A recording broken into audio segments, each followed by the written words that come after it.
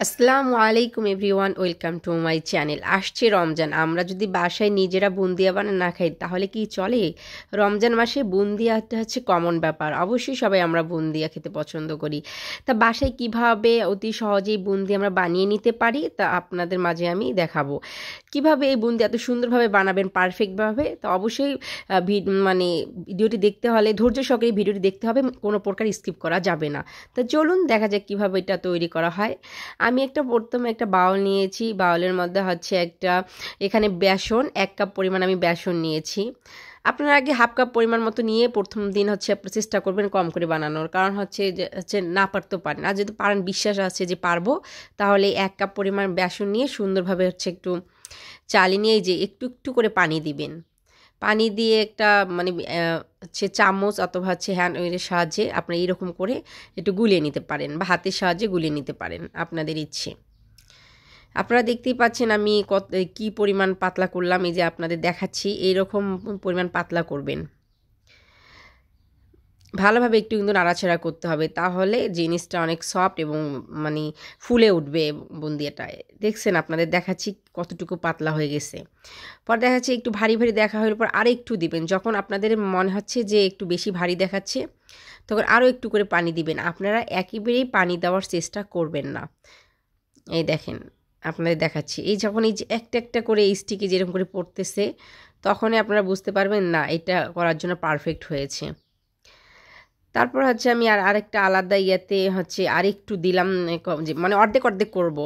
অর্ধেকে কোনো প্রকার হচ্ছে কালার ইউজ করব না, আর অর্ধেকে হচ্ছে লাল রেড কালার, ফুড কালার যেটা রেড, সেইটা ইউজ করতেছি।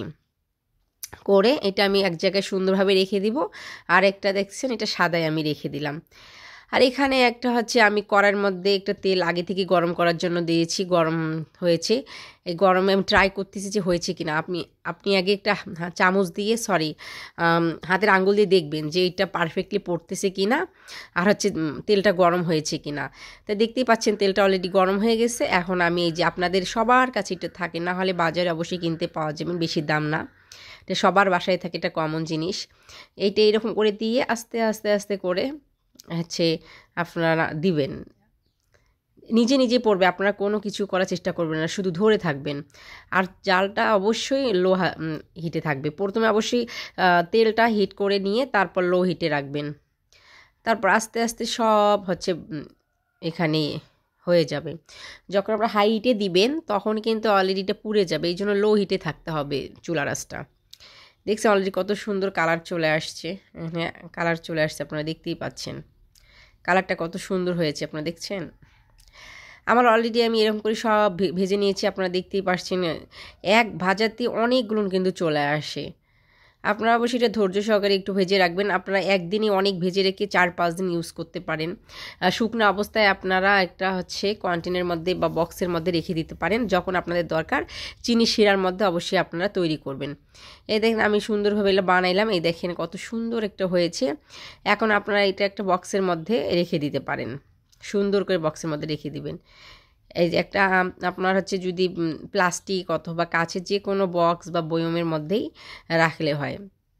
এখন আমরা একটু সুন্দরভাবে পারফেক্টভাবে রেখে দিব। রেখে দেওয়ার পর কিছু আবার হচ্ছে আমি এখন তৈরি করে খাবো রমজানের জন্য, যেহেতু ইফতার বানাতে হয়। আমি এটা 2-3 দিন ইউজ করবো। আর কিছু এখনকার জন্য বানার জন্য আমি 2 কাপ পরিমাণ বা 1 কাপ পরিমাণ চিনি দিলাম।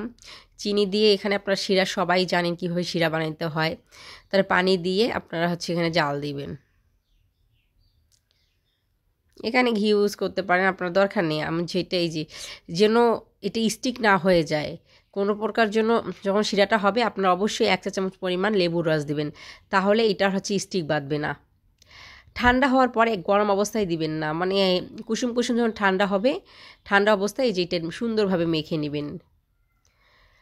আপনারা নামানোর আগেই কিন্তু 1 চা চামচ লেবুর রস দিতে হবে, না হলে কিন্তু এটা স্টিক বেঁধে যাবে এবং দলা পাকে যাবে। এই জন্য করবেন কি আধা ঘন্টা বা 20 মিনিট পর এসে দেখবেন একদম কত সুন্দর একটা সফট হয়ে গেছে। দেখেন আপনারা আরও যদি একটু পানিলো বা রসালো করতে চান, পানি অবশ্যই একটু বেশি রাখবেন, মানে শিরাটা একটু বেশি রাখবেন।